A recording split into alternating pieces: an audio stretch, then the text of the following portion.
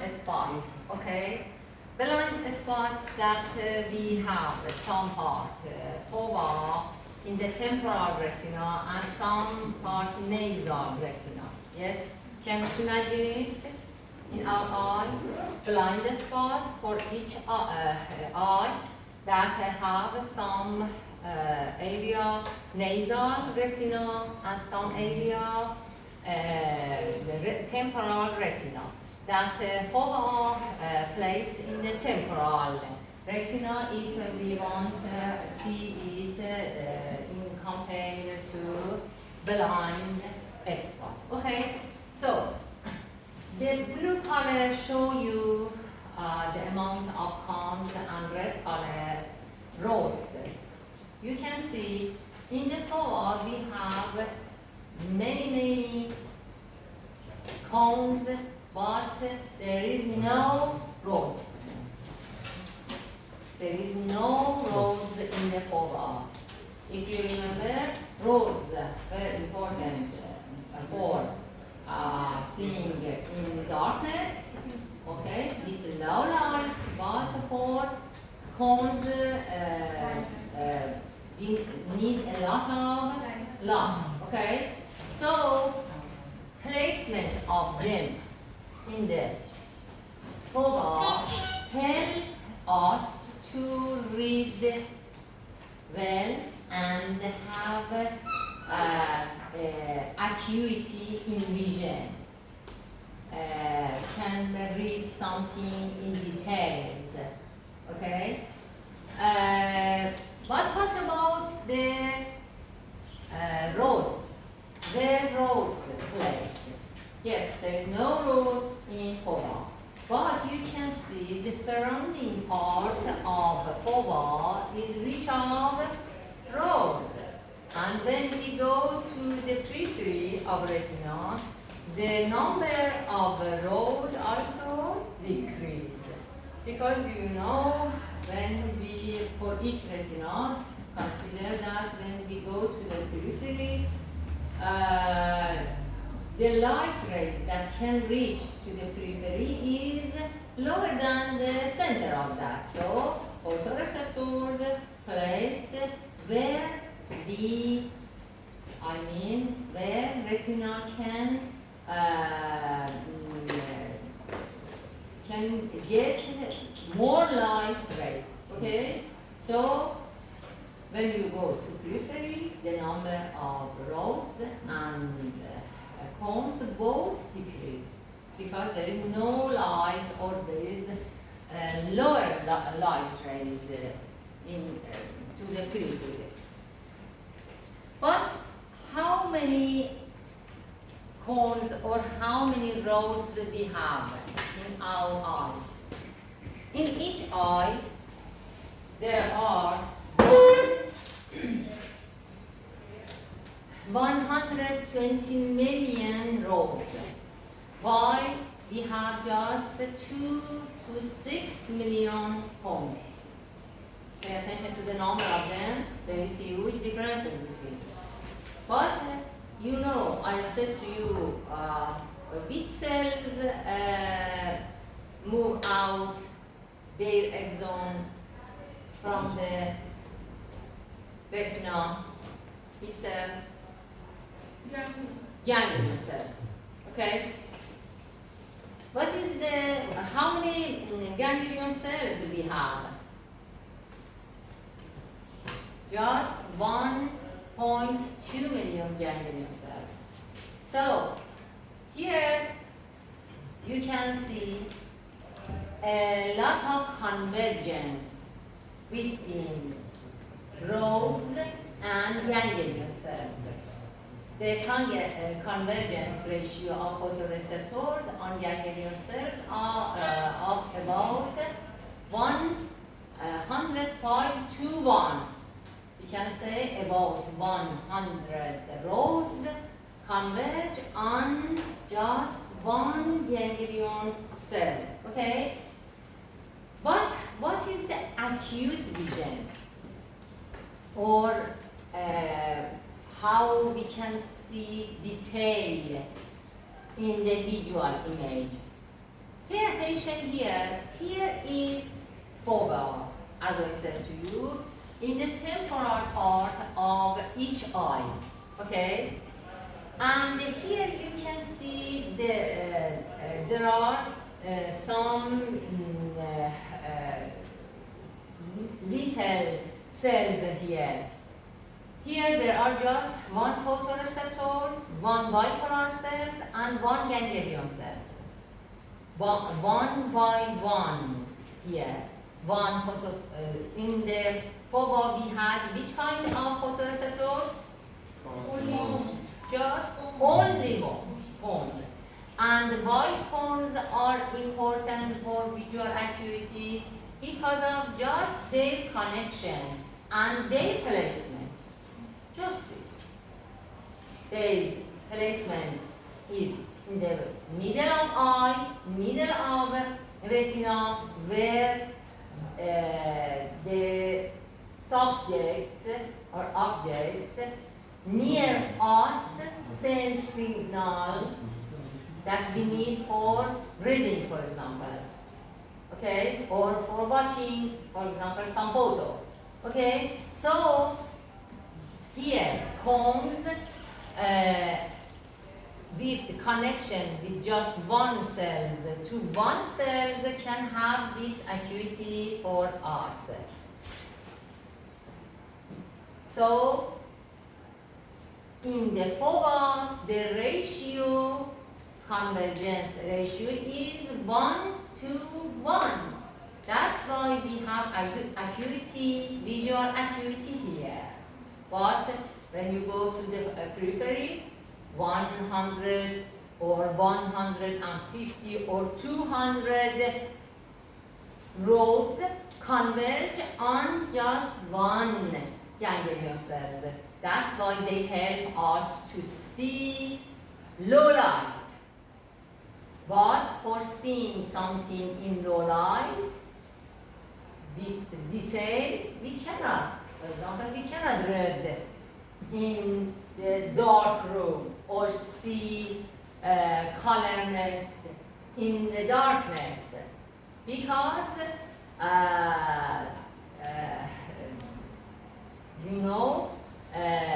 cones need a lot of photon to stimulate, and also because of their placement and their connection with other cells in the retina, there is no detail in darkness, but in the highlight, like here, you can easily read because of this stimulation. I mean, a stimulation of cones exactly into the fova. But pay attention, there is something like that called dark adaptation. What is dark adaptation? When you are at the dining room and with a lot of light rays, so after that you decided to go to your bedroom with off lamp, okay? And when you reach there, after a second and after minutes, you can see better and better, but without seeing color and without reading something, yes? But you can see better without changing in amount of light. You, for example, don't turn on lamp, yes? But you can see what happened. That's called the dark adaptation. Because the road? Because of roads, yes. Because, finally, these are roads that help us. Because there are a lot of roads, as I said to you, there are a lot of photopigment in each road, okay? And they are so sensitive to dark. But pay attention here. If we want to speak about the photoreceptors, these are homes cones that first help us to see better. But just you can see about 10 or at most 100 times better. But after 10 minutes,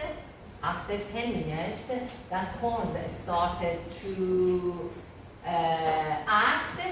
Your sensitivity, retinal sensitivity can increase up to 100,000 times more, and you can see better and better. What happened in the darkness for visual pigment?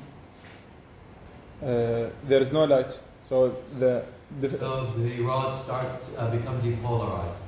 The rods, they become depolarized. For visual pigment.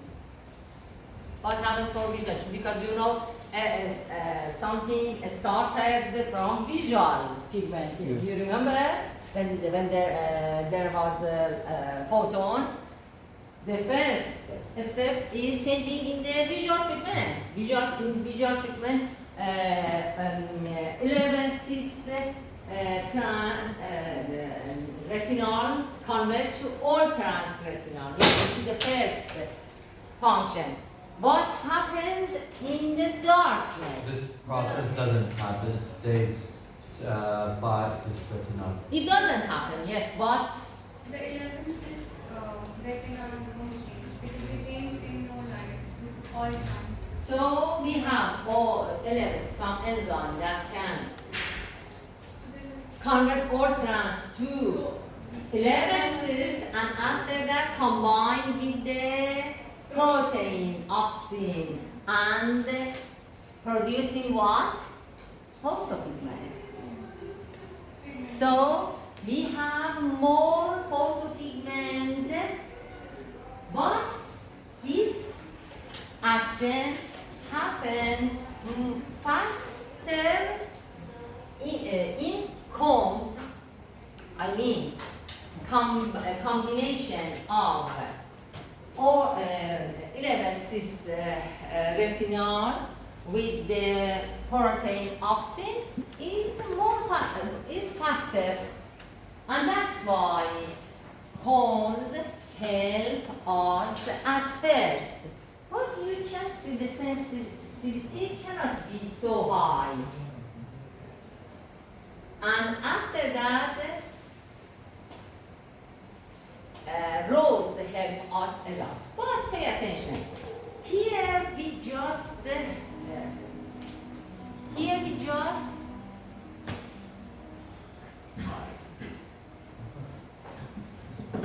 mention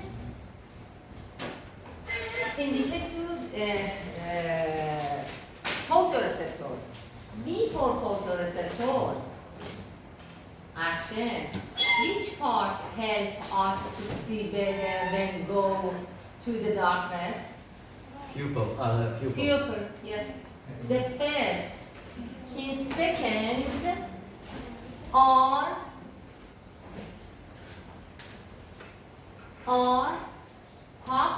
pupil reflex that help us.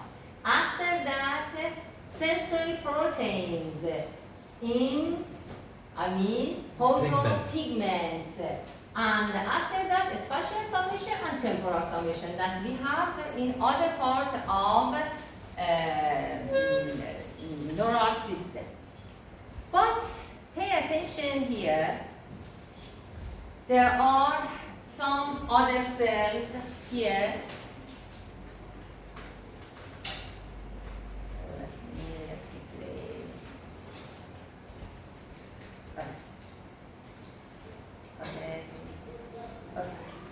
Here there are other cells between photoreceptors and ganglion cells. Photoreceptors can get light and start the neural response. But after that, the signals go out of the retina by the ganglion cells. And there are some cells between them that I will explain a little about that. Okay? But here pay attention. ganglion cells produce action potential. Other cells, rods and bipolar cells, horizontal cells, none of them produce action potential. They just produce some electrotonic potential, just this. Do you know what's the difference between them? Action potential and electrotonic potential? Electrotonic. That different in the threshold. The electron action potential more they will cross the threshold, but I think the other one will not be Threshold crossed for yet. what? For opening of Channels. some channels. Which kind of channel? Ion. Voltage. Voltage channels. Pay attention. Here I mean in the photoreceptors. In other cells that we have, there is no channel, no voltage channels. That's why they cannot produce action potential.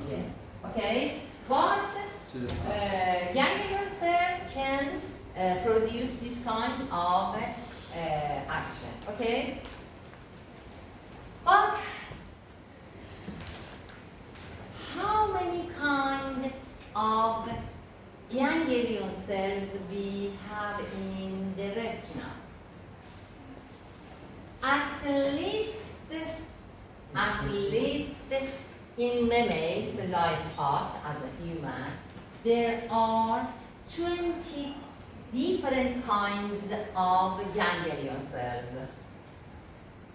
But if we want to generally divide them, we can say we have some P cells, some M cells. P cells that consist of more than 80% of ganglion cells connect with which kind of photoreceptors? Rods or cones? By rods. But I said to you, 200 of rods can converge on one rod, on one ganglion cell. But each cone have connection with one ganglion cell. So 80% of ganglion cells connect indirectly with cones. And M cells have connection with the what? So they have a small receptive field or big receptive field? Big.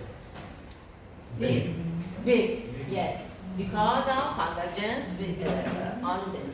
But pay attention here. I want to show you other kind of ganglion cells that recently is done.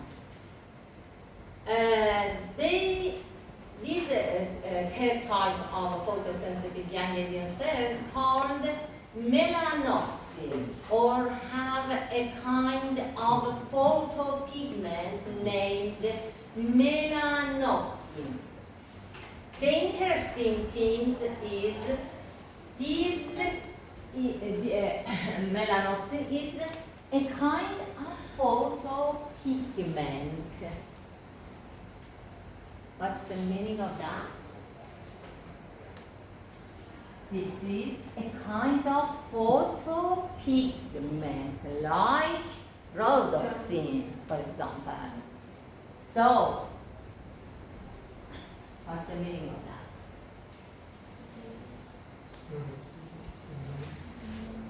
It's light sensitive. Light Sensitive. sensitive to photons. Yes, exactly. So, less than 1% of ganglion ganglion cells in mammals and especially in us as a human are these kind of ganglion cells. They can directly respond to photons, to light rays. They don't need the photoreceptors. They are important because their exons project two ways. One of them is for papillary light reflex, and another is to the suprachiasmatic nucleus. For synchronize a variety of endocrine and other circadian rhythms with the light-dark cycle. So, it shows us if you don't have any photoreceptors, your circadian rhythms work. For example, when you want to wake up in the morning, the cortisol release increase. Yes, because of these circadian rhythms. So, without any photoreceptors, our ganglion cells can respond to light, but just this kind of ganglion cells. And because they send their exon to the suprachiasmatic nucleus in the hypothalamus, they help us for circadian rhythm and synchronize endocrine function with the 24-hour light and darkness. Okay, so this is another kind that the number is too low, but help us for this function. And something else. Here you can see this is one ganglion cell, and these are photoreceptors. Pay attention. A photoreceptor, when there is a light ray, and they reach to the outer segment, they can activate photoreceptors. Okay, and after that, photoreceptors produce receptor potential, and after that, these receptor potential can affect on at least two cells before reaching to the ganglion cells. One of them is horizontal cells, and another is bipolar cells. Pay attention, horizontal cells have always inhibitory output, okay? And they make lateral inhibition for proper visual contrast, because in visual sense, the contrast is very important and give us high visual accuracy. But what about bipolar cells? Do you remember I said to you with the hyperpolarization in the photoreceptor following light stimulation, there is decrease in the release of glutamate. What happened for cells after that, like bipolar cells or horizontal cells that I showed you? With this decrease, okay, with this decrease of glutamate, the bipolar cells or the horizontal cells after photoreceptor stimulate or inhibit? Inhibits. It's up to the kind of the glutamate receptor that they have, because there are at least two different kind receptors for glutamate. in our body. Pay attention, some of them is ionotropic. I speak about the receptors for glutamate. Some of them is ionotropic and other is metabotropic. Pay attention, when there is decreased release of glutamate, so there is decreased excitatory glutamate response to ionotropic receptors. And what happened finally? Hyperpolarization of bipolar and horizontal cells, that means they get inhibited. But what about some of them that have metabotropic receptors? Pay attention, decreased release of glutamate, after that decreased inhibitory glutamate response. So what happened? Depolarization of bipolar and horizontal cells and excitation. So you can see the response of photoreceptors following the light stimulation. We have just hyperpolarization and reducing glutamate release. But pay attention to which kind of receptors have following cells. Some of them have ionotropy, so yes, they get inhibited. But others that have metabotropic receptors with decreasing in the glutamate, what happened? These cells excited. Okay? So you can see two branch of cells. Some of them excite. Some of them inhibit. So here, so again we have another of lateral inhibition. And for better seeing, for contrasting, for accuracy in our vision. Okay?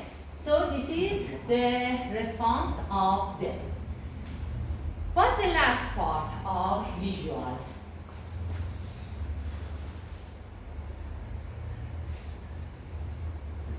Pay attention. Here are our retina. Yes? This is the fovea portion. Okay? And this is the temporal part for this eye, temporal part for this eye. And this is the nasal part, and this is the nasal part. And they are these. They are the axon of ganglion cells. Okay? Pay attention. This is our visual environment. This is our visual field. Okay? Visual field is, for example, I, without moving my head, can see which, for example, here and here and here, yes? Or from each, without moving our head, where you can see, okay? Here, you can see an array, yes, from head to.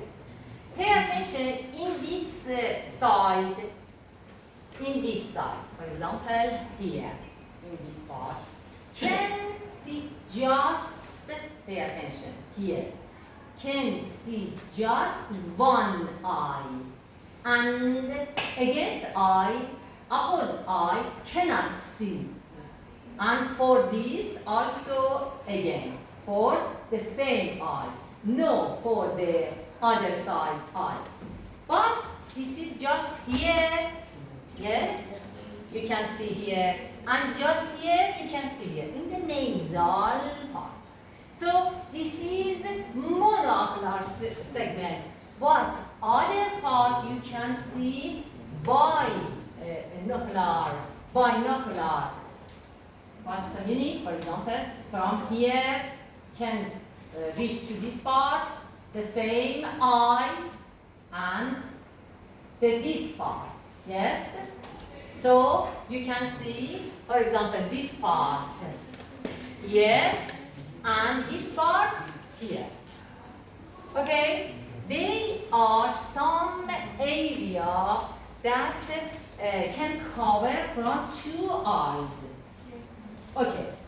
So pay attention to the exon of ganglion cells from our eyes to the, for example, thalamus, and after that to the visual cortex.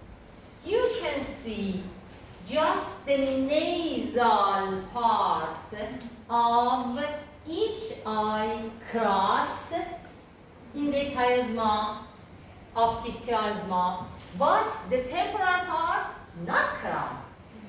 For what? Why?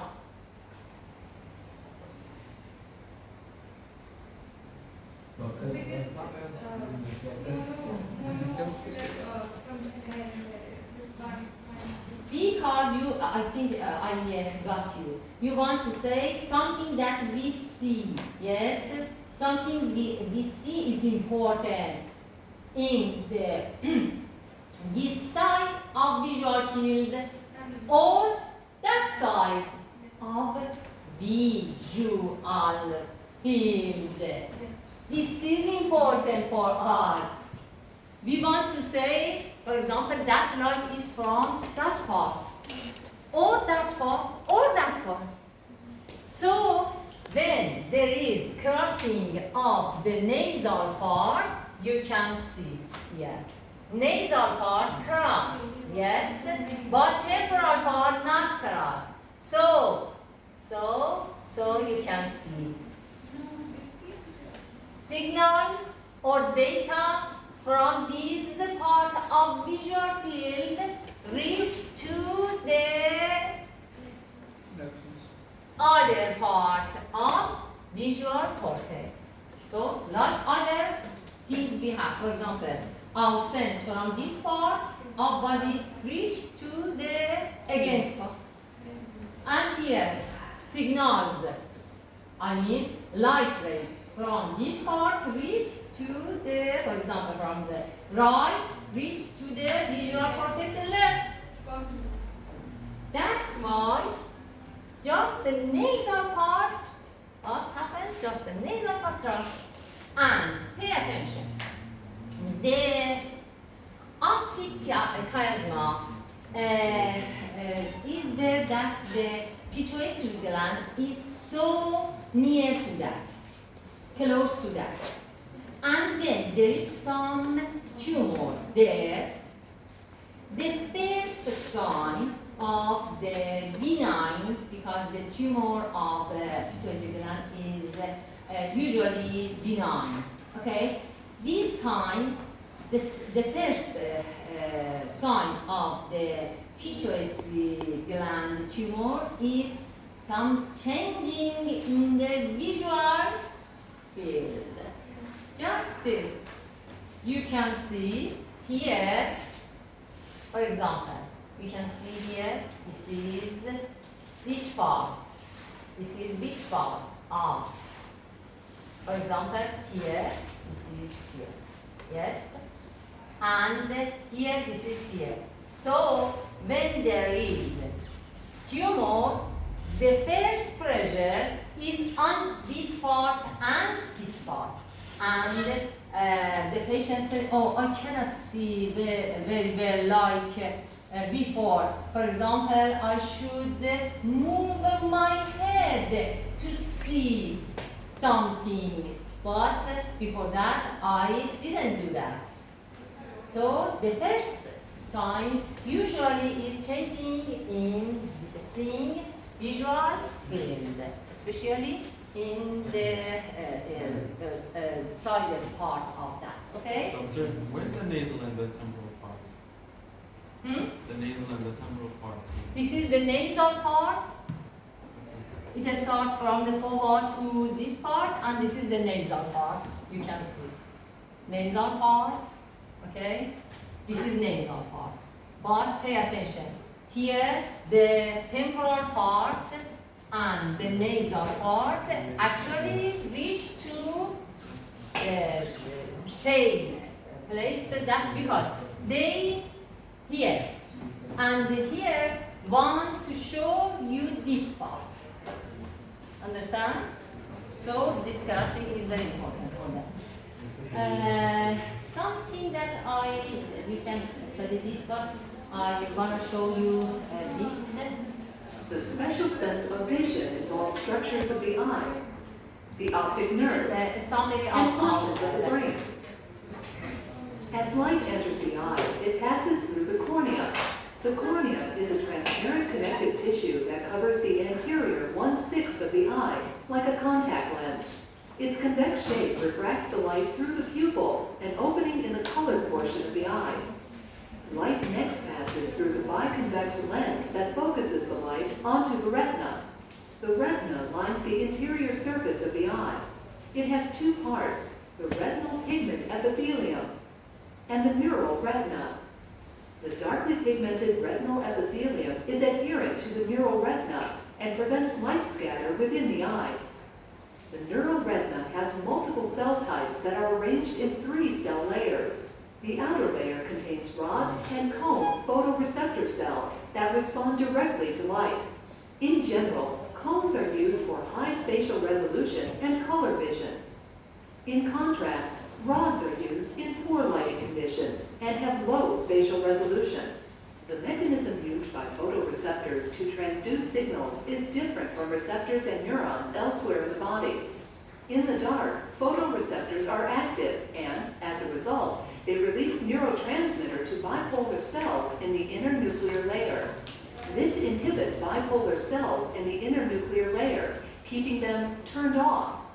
When light strikes the photoreceptor outer segments, the release of neurotransmitters ceases, and some bipolar cells are excited or turned on. The bipolar cells and other cells of the inner nuclear layer further process the signal and then transmit it to the ganglionic layer. Retinal ganglion cells in the ganglionic layer are the only retinal cells to generate action potentials. Axons of retinal ganglion cells course along the inner margin of the retina and converge at the back of the eye to form the optic nerve, through which signals are transmitted to the brain. The optic nerves attach to the ventral aspect of the brain at the optic chiasm. From here, the optic tracts extend around the brainstem to the lateral geniculate nucleus of the thalamus. Most ganglion cell axons from the retina end at the synapses in the lateral geniculate nucleus. Visual information leaves this area of the thalamus in the optic radiations. Axons in these radiations end in the primary visual cortex of the cerebro-occipital lobe. Here, visual information is perceived as an image. Okay, that was our summary of visual senses. I'm going to start another part, auditory system physiology.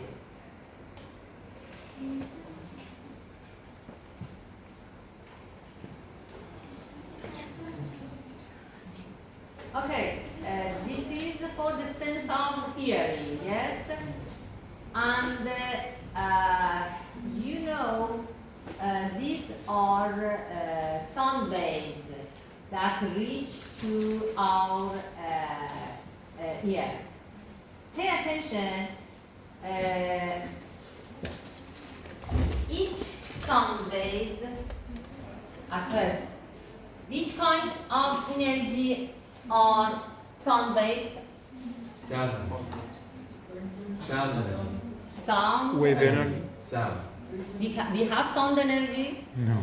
Like the vibration of the air. Vibration of the air. Yes, this is a kind of Mechanical. Mechanical. mechanical. Is it right? Mechanical. Frequency? Yes, vibration is a kind of mechanical energy. And comets, yeah? Yeah. Comets, exactly right. This is the vibration of